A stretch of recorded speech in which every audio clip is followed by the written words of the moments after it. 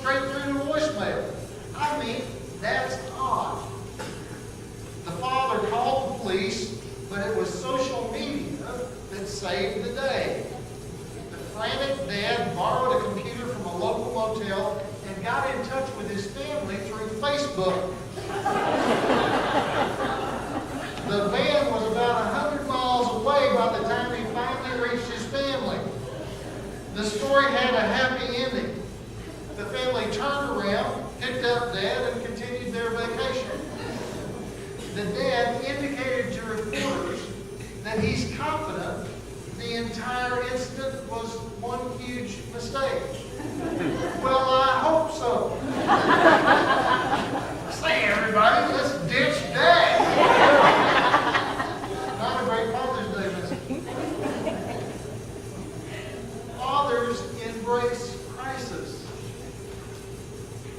Why? Because crisis is an opportunity. Crisis is a moment in which identities are known and shaped and determined. Fathers embrace crisis because they know that's an opportunity to instill the values that they want to pass on to their family. It's also an opportunity for their children to come to know exactly who they are, and that God loves them, and that God will support them, and that God will guide them through a time of crisis. If you feel yourself to be in a time of crisis, take heart. It's an opportunity for you to know who you are. It's an opportunity for you to know the Father's care for you.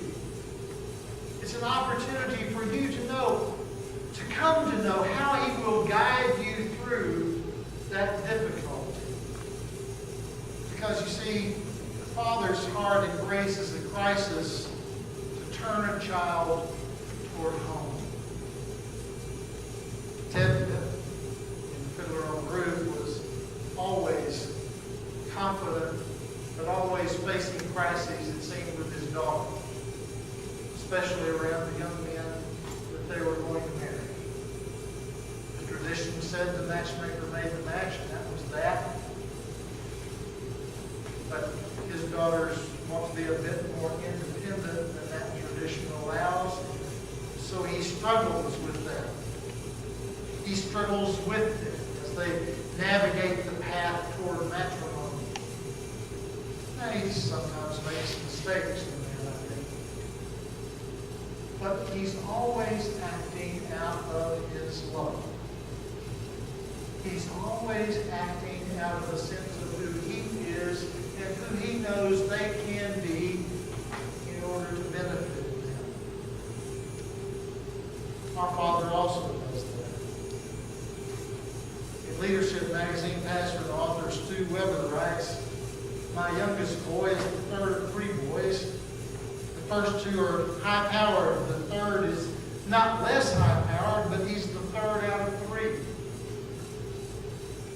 By the time you've had a brother who is all conference this and another brother who is all conference that, there's not much left for you to do. As a father, I worry about our caboose. He is the most sensitive of the three. To encourage him, I spend a lot of time with him in the outdoors, camping, hunting, fishing. Anyone who has spent time in the outdoors knows that a pocket knife is essential gear. The man with the best blade gets the job done. So whenever you're setting up camp, you're always looking for the knife. My son Ryan had a pocket knife that became his identity. His older brothers always had to ask him to use the knife as we were setting up camp. That became his status in the tribe. He was the man with the blade. My birthday came around one year and my family was planning a party for me. Earlier in the afternoon, my youngest walked into my office at home where I was studying. At first, I didn't hear him. I felt him. I could sense his presence, and I turned around. He had chosen this moment because he wanted to give me a birthday present, but not at the birthday party. He wanted it to just be me and him. He handed me a present, and I opened it. It was his knife.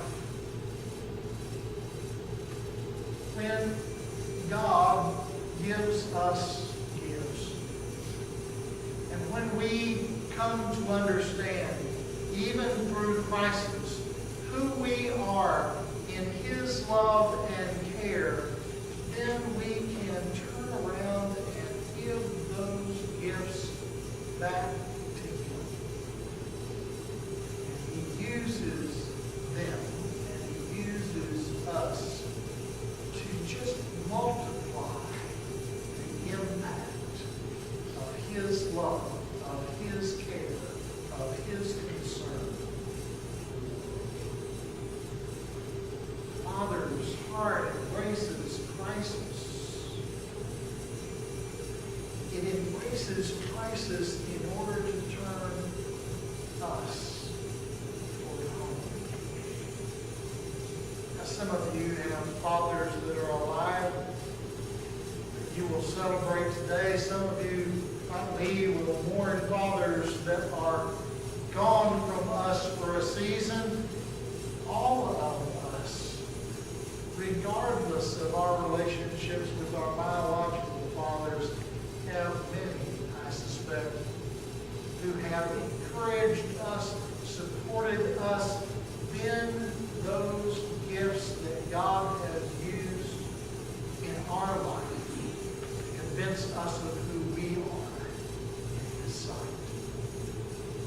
So today, I would encourage you to remember. I would encourage you to celebrate. I would encourage you to certainly share a word of appreciation with those who have influenced you in such profound ways. I would also remind you that you have Allah, that you have Dad, that you have a God that loves you with a true Father's heart and love. You can celebrate His love and carry that love with you wherever you go, wherever you find yourself. So, happy Father's Day. May Allah bless you.